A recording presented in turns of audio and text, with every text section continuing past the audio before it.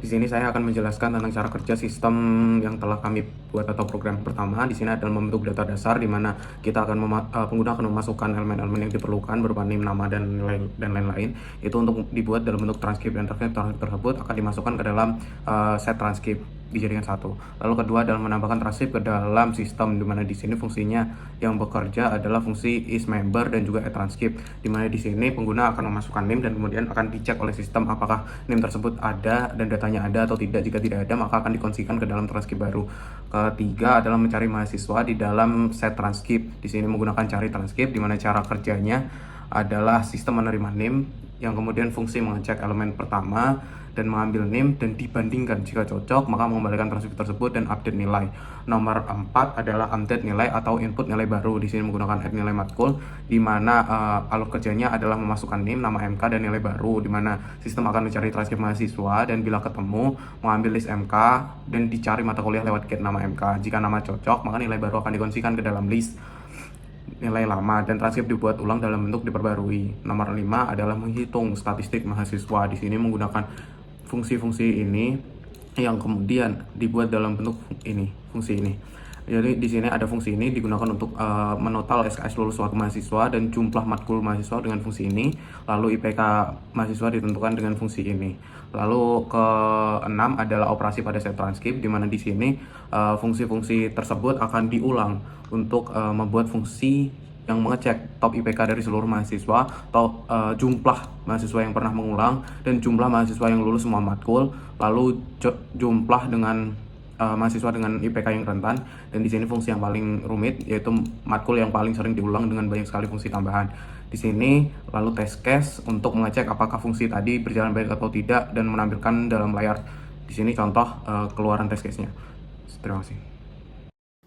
Selanjutnya saya akan menjelaskan mengenai konstruktor dan selektor yang ada pada program ini. Jadi pertama untuk konstruktor ada make mahasiswa, make matkul, make transkrip, dan juga make transkrip, make set transkrip yang dimana intinya adalah sama, yaitu dia akan mengembalikan list yang datanya adalah sesuai dengan parameter yang dimasukkan. Lalu untuk selektor di sini ada 7, mulai dari get name hingga get list matkul, yang dimana intinya adalah sama, yaitu dia akan memilih dia akan mengembalikan indeks yang sesuai pada return dari tiap fungsi. Jadi misalnya ada get name yang dimana dia mencari indeks ke 0, yang dimana name itu ada pada indeks ke 0 pada make mahasiswa gitu. Dan jika di run hasilnya akan seperti ini. Oke, jadi di sini saya akan menjelaskan tentang operator list, di mana ini adalah fungsi bantu untuk membuat fungsi-fungsi yang akan dipaparkan juga oleh teman-teman saya. Yang pertama ada isEmpty, itu untuk mengecek apa list itu kosong atau enggak. Kedua ada console, itu untuk menambahkan elemen dari depan. Setelah itu kunci untuk menambahkan elemen dari belakang. Lalu first element itu untuk memanggil elemen pertama. Tail itu untuk memanggil elemen di belakang dari first element atau di belakang-belakangnya gitu. Lalu ada last element, itu memanggil elemen paling belakang. Lalu head itu paling depan. Lalu ada leg itu untuk menghitung panjang list. Lalu ada is1 element untuk melihat apakah list tersebut hanya memiliki satu elemen atau tidak. Baiklah, di sini saya akan menjelaskan untuk tipe bentukan matkul. Tipe bentukan matkul itu merupakan tipe bentukan yang berisi pertama mata kuliah atau nama MK, kemudian SKS itu berisi jumlah SKS, dan ketiga itu adalah list nilai yang merupakan nilai dari mata kuliah ini. Nah, untuk selektornya sendiri itu ada di get nama MK untuk menghasilkan nama mata kuliah, kemudian ada get SKS untuk menghasilkan jumlah SKS, dan juga get nilai untuk menghasilkan list nilai di sini. Nah, untuk fungsi konstruktornya itu adalah make matkul. Nah, kemudian untuk tipe bentukan ini sendiri itu memiliki fungsi operator. Yang pertama ada nilai sekarang MK. Nilai sekarang MK ini akan menghasilkan nilai terakhir dari list nilai yang ada. Nah, apabila list nilainya itu kosong, maka akan menghasilkan output -1. Seperti contoh ini. Nilai sekarang MK 2,5 maka akan menghasilkan 2,5. Apabila kosong akan menghasilkan output -1. Kemudian ada sudah ambil MK. Sudah ambil MK ini akan menghasilkan true apabila list nilai di sini itu tidak kosong. Nah, jika list di sini itu merupakan list kosong, maka akan menghasilkan output false. Nah, kemudian ada mengulang MK. Mengulang MK ini akan menghasilkan output true apabila panjang list dari list nilai ini lebih dari 1. Contohnya ini. Ini panjangnya lebih dari 1 yaitu 2, maka dia akan menghasilkan output true gitu karena mengulang MK. Nah, kemudian lulus MK. Lulus MK itu akan menghasilkan output true apabila nilai di sini itu lebih dari atau sama dengan 2. Nah, apabila nilai di sini itu kurang dari 2, maka dia akan menghasilkan output false seperti itu. Baik, di sini saya akan menjelaskan pada tahap 3 operator transkrip. Di sini kan langsung kita masuk pada test case saja. Yang pertama kita menggunakan fungsi cari matkul. Di sini kami membuat fungsi cari matkul ini menggunakan fungsi tambahan yaitu cari matkul in list, yaitu gunanya kita mengecek apakah matkul yang kita cari ada di list yang definisikan. Semisal keluarkan output nama matkul, jika tidak ada maka akan timbul error atau list kosong. Dan selanjutnya yaitu kita menggunakan fungsi total SKS lulus. Total SKS lulus ini kita buat dengan menggunakan fungsi tambahan baru yaitu sum lulus. Di mana sum lulus ini dengan ada syaratnya yaitu SKS atau IPK-nya itu lebih dari sama dengan 2. Jadi 2 itu masih masuk ke dalam syarat lulus SKS. Nah, dari fungsi sum lulus ini kita menjumlahkan IPK dari mata kuliah yang telah memenuhi syarat. Apabila ada maka kita menambahkan nilai 1 dan berlaku rekursif. Dan selanjutnya yaitu kita menggunakan jumlah matkul mengulang. Nah, jumlah matkul mengulang ini menggunakan syarat yaitu IPK dari mata kuliah di bawah 2. Jadi, semisal ada mata kuliah yang SKS atau IPK-nya itu 2, maka masuk ke dalam kondisi mengulang MK, yaitu nanti akan menghasilkan return 1 plus count ulang. Jadi, di sini rekursif lagi.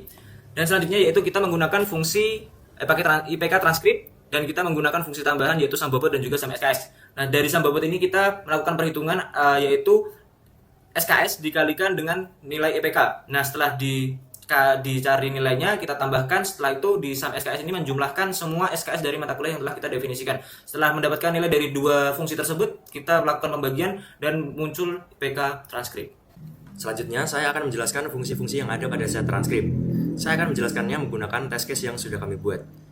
Jadi pada test case ini, kami sudah membuat variabel S dan TP yang dimana dia akan menyimpan fungsi make set transkrip, fungsi add transkrip, dan juga fungsi make transkrip. Nah, untuk fungsi yang pertama ada fungsi length, yang dimana fungsi ini, dia cara kerjanya adalah merekursif jika di indeks tersebut ada datanya, maka dia akan tambah 1. Dan rekursif ini akan berhenti jika indeksnya sudah habis. Lalu selanjutnya ada fungsi cari transkrip mahasiswa, yang dimana fungsi ini melakukan rekursif untuk mencocokkan NIM pada set yang sudah ada dengan NIM yang dimasukkan pada parameter. Jika tidak ada, maka returnnya adalah transkrip kosong. Lalu selanjutnya ada fungsi add nilai matkul, yang dimana fungsi ini akan mencari dulu transkrip yang NIM-nya sesuai dengan NIM yang dimasukkan pada parameter. Kemudian fungsi ini akan melakukan console nilai matkul terhadap set transkrip yang sudah ada. Dan jika fungsi-fungsi ini dijalankan, maka hasilnya akan seperti ini. Baik, di sini saya akan melanjutkan penjelasan dari rekan saya dengan mulai dari fungsi max mahasiswa. Fungsi ini digunakan untuk membandingkan rata-rata IPK dari dua mahasiswa, yaitu mahasiswa A dan mahasiswa B. Fungsi ini digunakan atau bekerja dengan cara mengambil seluruh nilai IPK dari mahasiswa A, dirata-ratakan, kemudian dibandingkan dengan rata-rata IPK dari mahasiswa B. Lalu ada fungsi top IPK, di mana cara kerjanya hampir sama dengan fungsi max mahasiswa, namun jangkauannya bukan hanya A dan B, melainkan satu list mahasiswa. Yang ketiga ada count mahasiswa per mengulang. Fungsi ini digunakan untuk mencari tahu berapa banyak mahasiswa yang mengulang matkul. Fungsi ini bekerja dengan pertama-tama mengecek setiap matkul, setiap mahasiswa, dicek jumlah nilainya lebih dari 1 atau tidak. Kalau misalnya lebih dari 1 berarti mahasiswa tersebut pernah mengulang suatu matkul. Count mahasiswa lulus semua matkul, itu fungsi yang mencari tahu apakah mahasiswa lulus semua matkul dengan cara mengecek satu persatu nilai akhir dari matkul setiap mahasiswa apakah memenuhi syarat lulus yaitu 2 atau lebih. Yang kelima ada fungsi count mahasiswa dengan IPK rentang. Fungsi ini digunakan untuk mencari tahu berapa banyak mahasiswa yang memiliki IPK di rentang X sampai Y.